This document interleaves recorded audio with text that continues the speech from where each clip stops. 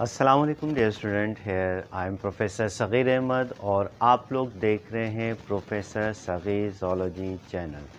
तमाम स्टूडेंट को second year biology classroom में वेलकम।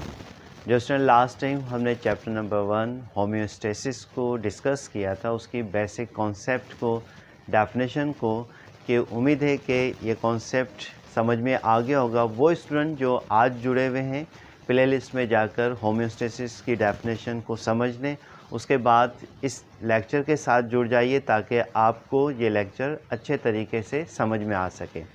एंड तक डियर स्टूडेंट लेक्चर के साथ जुड़े रहिएगा ताकि कॉन्सेप्ट मुकम्मल तौर पर क्लियर हो जाए। तो बात हमारी चल रही थी होम्योस्टेसिस के ऊपर। होम्योस्टेसिस बेसिकली वो प्रोसेस है जिसमें बॉडी के अंदर जितने भी होने वाले केमिकल रिएक्शन हैं उनको इक्विलिब्रियम में रखना, यानी कि जितना भी इंटरनल एनवायरनमेंट है वो चेंज होता रहता है accordings to the fluctuation of external environment. तो बॉडी अपने आप को मेंटेन करने की कोशिश करती है। इस मेंटेन करने का अमल क्या है? होम्योस्टेसिस है। अब होम्योस्टेसिस में वो कौन से फैक्टर्स हैं जो इस प्रोसेस में क्या कर रहे हैं? पार्टिसिपेट कर रहे हैं। आइए लेक्चर की तरफ चलते हैं, उनको एक एक करके हम डिस्कस करेंगे। तो होम्योस्टेसिस को मेंटेन करने के लिए आपके सिलेबस में 3 यानी कि फैक्टर्स दिए हुए हैं जिन्हें हम क्या कहते हैं? एस्पेक्ट्स ऑफ होम्योस्टेसिस, यानी वो फैक्टर्स, वो कंडीशंस जो होम्योस्टेसिस में पार्टिसिपेट करते हैं और उसको इक्विलिब्रियम में लेकर आते हैं। अब कौन कौन से आइए डिस्कस करते हैं। The important aspects of homeostasis that keep internal environment constant condition as given below, यानी कि ये वो फैक्टर्स हैं जो कि इंटरनल एनवायरनमेंट को कांस्टेंट रखते हैं। कौन कौन से? नंबर 1, एक का नाम है ऑस्मोरेगुलेशन, दूसरे का नाम है एक्सक्रीशन, तीसरे का नाम है थर्मो रेगुलेशन। ये 3 एस्पेक्ट्स हैं जो कि होम्योस्टेसिस में पार्टिसिपेट कर रहे हैं, जिससे हमारा या किसी भी ऑर्गेनिज्म का इंटरनल एनवायरनमेंट क्या रहता है? कांस्टेंट रहता है, सूटेबल लिमिट में रहता है। तो आइए एक एक करके इनको डिस्कस करते हैं। नंबर 1, सबसे पहले हमारी बात चलेगी ऑस्मो रेगुलेशन के ऊपर कि what do mean bye osmo regulation. Osmoregulation, combination of 2 Greek words. First is osmo and second regulation. Osmo mean water. Regulation mean to maintain. बहुत सिंपल सी डेफिनेशन हो गई कि ये वो प्रोसेस है जिसमें वाटर मेंटेन रहता है। वाटर के साथ साथ उसमें मौजूद जो आयंस और मिनरल्स हैं उनका लेवल भी क्या रहता है? मेंटेन रहता है। तो अगर इन्वायरमेंट में कोई चेंजिंग होगी, ठीक है, जैसे फॉर एग्जांपल टेम्परेचर बहुत ज़्यादा है, स्वेटिंग का प्रोसेस ज़्यादा है, या प्लांट्स में ट्रांसपायरेशन का प्रोसेस बहुत ज़्यादा हो रहा है, तो इस प्रोसेस के ज़रिए, ऑस्मो रेगुलेशन के ज़रिए जो वाटर लॉस हुआ है वो उसकी कमी को क्या होगा? पूरा किया जाएगा और उसको कांस्टेंट लेवल में लेकर आना होगा। ठीक है, तो what you mean by osmo regulation? आइए पहले इसकी डेफिनेशन डिस्कस कर लेते हैं कि ऑस्मो रेगुलेशन किसे कहते हैं। बहुत सिंपल सी डेफिनेशन है, maintenance of water, maintenance of water and solute within a cell or whole body is known as osmoregulation, is known as osmoregulation, यानी कि पानी और नमकियात का सेल के अंदर या एक बॉडी के अंदर मतवाज़न हालत में रखने के अमल का नाम क्या है? ऑस्मोरेगुलेशन। यानी इस प्रोसेस के ज़रिए सेल के अंदर, बॉडी के अंदर पानी और नमकियात क्या रहते हैं, एक इक्विलिब्रियम लेवल पर रहते हैं। तो इक्विलिब्रियम में रहने का प्रोसेस का नाम क्या रख दिया, या उस प्रोसेस को रखने का नाम क्या रख दिया, ऑस्मो रेगुलेशन। सेकंड जो फैक्टर होम्योस्टेसिस में पार्टिसिपेट करता है उसे हम क्या कहते हैं, एक्सक्रीशन कहते हैं। तो आइए स्टूडेंट एक्सक्रीशन को डिस्कस करते हैं।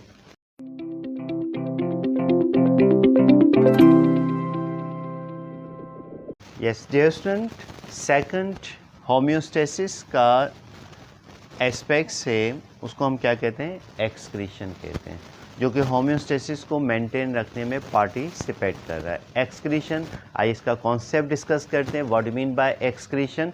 सिंपल सी डेफिनेशन है, removal of metabolic nitrogenous wastage from the body is called excretion. यहाँ पर जो सबसे इम्पॉर्टेंट पॉइंट है वो है हमारे पास मेटाबॉलिक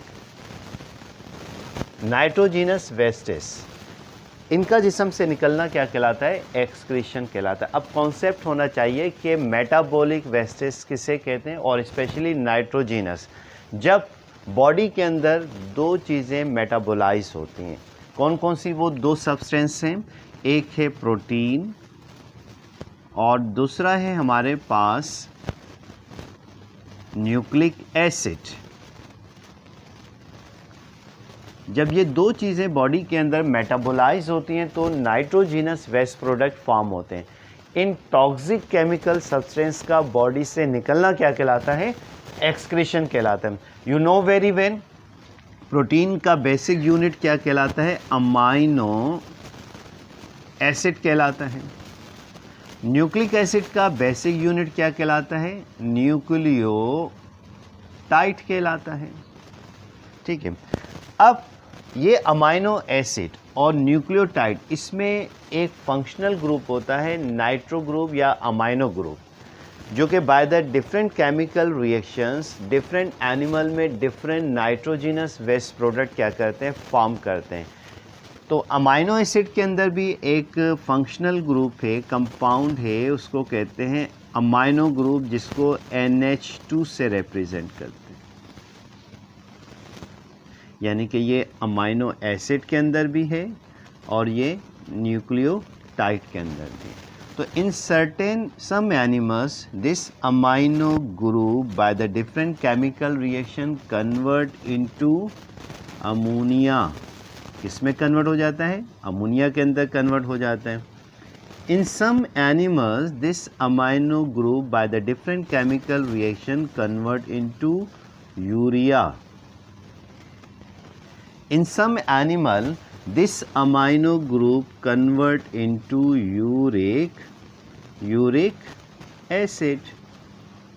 तो डिफरेंट एनिमल्स में डिफरेंट क्या है, metabolic nitrogenous waste product form होते हैं by the breakdown of protein which means amino acid and nucleic acid which means that nucleotide convert into ammonia, convert into urea, convert into uric acid. इसके अलावा और भी nitrogenous waste product हैं, जैसे creatinine है, hypoxanthine है, बेशुमार type के नाइट्रोजिनस वेस्ट प्रोडक्ट हैं।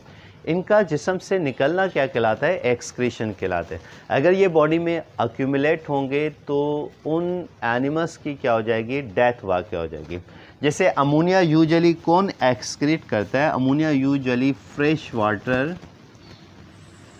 Water soft bodied animals usually क्या करते हैं, अमोनिया एक्सक्रीट करते हैं। जिसमें बेस्ट एग्जांपल हमारे पास क्या है, हाइड्रा है। प्लेनेरिया अमोनिया भी रिलीज़ करता है और यूरिया भी रिलीज़ करता है। फ्रेश वाटर फिशेस हैं, अमोनिया भी रिलीज़ करती हैं और यूरिया भी रिलीज़ करती हैं। यूरिया यूजुअली कौन एक्सक्रीट करता है, मैमल्स इंक्लूडिंग ह्यूमन बीइंग्स। ये क्या एक्सक्रीट कर रहे हैं, यूरिया एक्सक्रीट करते हैं। यूरिक एसिड ये आम तौर से जो रेप्टाइल्स हैं, रेप्टाइल्स, बर्ड्स, इंसेक्ट्स, यूजुअली ये यूरिक एसिड क्या करते हैं, रिलीज़ करते हैं। तो इन वेस्ट प्रोडक्ट का हार्मफुल टॉक्सिक सब्सटेंस का बॉडी से निकलना क्या कहलाता है, एक्सक्रीशन कहलाता है। फर्स्ट ईयर में आप लोगों ने एक और टर्म भी पढ़ी होगी, इजेशन। तो ये कॉन्सेप्ट क्लियर कर लीजिएगा। इजेशन के अंदर फीकल मटेरियल यानी कि अनडाइजेस्टेड फूड मटेरियल स्टूल की फॉर्म में एनस से निकलना इजेशन कहलाता है, जबकि नाइट्रोजिनस वेस्ट प्रोडक्ट का जिस्म से निकलना क्या कहलाता है, excretion. Specially in human beings की बात करें तो यूरिया क्या करता है, यूरिन की फॉर्म में बॉडी से रिलीज होता है। तो इन टॉक्सिक केमिकल सब्सटेंस का निकलना क्या कहलाता है, एक्सक्रीशन। क्लियर हो रहा है, क्रिस्टल क्लियर, बात समझ में आ रही है? यस। नेक्स्ट है हमारे पास एन अदर नाइट्रोजिनस यानी कि other homeostatic aspects is called thermo regulation. What mean by thermo regulation? अगर आप इसके बेसिक मीनिंग को देखें थर्मो रेगुलेशन को, तो थर्मो का मतलब होता है हीट या टेम्परेचर, ठीक है। रेगुलेशन का मतलब होता है टू मेंटेन, बरकरार रखना, यानी कि बॉडी के टेम्परेचर को बरकरार रखने का अमल क्या कहलाता है, थर्मो रेगुलेशन कहलाता है। सिंपल सी डेफिनेशन है। अगर आप इसकी डेफिनेशन के ऊपर जाएं तो maintenance of body temperature, maintenance of body temperature within suitable limit is known as thermo regulation. बहुत सिंपल सी डेफिनेशन है कि दर्जा हरारत का मतवाज़न हालत में बरकरार रखने का अमल क्या कहलाता है, थर्मो रेगुलेशन कहलाता है। तो ये 3 एस्पेक्ट्स हैं होम्योस्टेसिस के, जो कि होम्योस्टेसिस को मेंटेन करने में पार्टिसिपेट करते हैं। अब क्वेश्चन ये है कि बॉडी का इंटरनल इन्वायरमेंट कब चेंज होता है। जैसे लास्ट टाइम हमने बात की थी, बॉडी का इंटरनल इन्वायरमेंट जब चेंज होता है जब एक्सटर्नल इन्वायरमेंट के अंदर चेंजेस आती हैं, तो उसके मुताबिक बॉडी अपने आप को मेंटेन करने की कोशिश कर। अब वो कौन सा सिस्टम है जो कि मेंटेन करने के लिए, यानी कि बॉडी को जो मेंटेन करने के लिए वो कौन सा सिस्टम बॉडी में पाया जाता है कि कैसे पता चलता है कि बॉडी के अंदर चीज़ें बढ़ रही हैं या कम हो रही हैं। तो इस सिस्टम को हम स्टूडेंट कहते हैं फीडबैक सिस्टम। कौन सा सिस्टम है, फीडबैक सिस्टम। ये वो सिस्टम है जो बॉडी के अंदर होने वाले केमिकल रिएक्शन को डिटेक्ट कर रहा होता है कि बॉडी में क्या चीज़ें बढ़ रही हैं, क्या चीज़ें कम हो रही हैं। इस सिस्टम के ज़ेरे असर वो चीज़ें अपने एक्चुअल लेवल पर, नॉर्मल लेवल पर आना शुरू हो जाती हैं। तो उस सिस्टम को हम क्या कहते हैं, फीडबैक सिस्टम। यानी होम्योस्टेसिस को कौन चेक कर रहा है, फीडबैक सिस्टम। और ख़ुद feedback system autonomic nervous system के ज़रिए असर क्या कर रहा है, काम कर रहा है। तो मैसेजेस आते हैं कि ये चीज़ बॉडी में कम हो रही है, तो फ़ौरन डिटेक्ट होकर ब्रेन के पास मैसेज जाता है। ब्रेन फ़ौरन डिटेक्ट करके उसका मैसेज इफेक्टर के पास लेकर आते हैं और बॉडी अपने इक्विलिब्रियम में आ जाती है। तो ये जो सिस्टम है फीडबैक सिस्टम, इसको हम नेक्स्ट लेक्चर में डिटेल से डिस्कस करेंगे ताकि इसका कॉन्सेप्ट क्लियर हो। तो आज का जो हमारा टॉपिक था वो था एस्पेक्ट्स ऑफ होम्योस्टेसिस, वो फैक्टर्स जो कि होम्योस्टेसिस को मेंटेन करने में पार्टिसिपेट करते हैं। कौन कौन से हैं, ऑस्मोरेगुलेशन जिसके ज़रिए पानी और नमकियात मेंटेन होते हैं, एक्सक्रीशन जिसमें बॉडी में होने वाले एक्सिस जो नाइट्रोजिनस वेस्ट प्रोडक्ट हैं उनका जिस्म से निकलना, एक्सक्रीशन जिसके ज़रिए बॉडी क्या होती है, अपने इक्विलिब्रियम में आती है। थर्मो रेगुलेशन वो प्रोसेस है जो कि बॉडी के टेम्परेचर को कांस्टेंट रखता है। जैसे हमारा बॉडी टेम्परेचर जो कांस्टेंट है कितने पर है, यू नो वेरी वेल, ये अक्सर एमसीक्यूज़ में भी बात आती है, 37 डिग्री सेंटीग्रेड या is equal to 98.6 degree Fahrenheit. तो किस तरीके से ये मेंटेन होता है, तो इंशाल्लाह इसको डिस्कस करेंगे थर्मो रेगुलेशन के चैप्टर में। तो उम्मीद है कि डियर स्टूडेंट ये टॉपिक आपको समझ में आ गया होगा। ठीक है, वो स्टूडेंट जो चैनल के साथ नए जुड़े हुए हैं चैनल को सब्सक्राइब कर लें, बेल आइकन को ज़रूर हिट कर दीजिएगा ताकि जैसे मेरी वीडियो अपलोड हो आप तक पहुंच सके। खुश रहें, खुश रहने की आदत बनाएं, खुशियां बांटें। तब तक के लिए अपने सर प्रोफेसर सगीर अहमद को इजाज़त दीजिए। अल्लाह हाफिज़।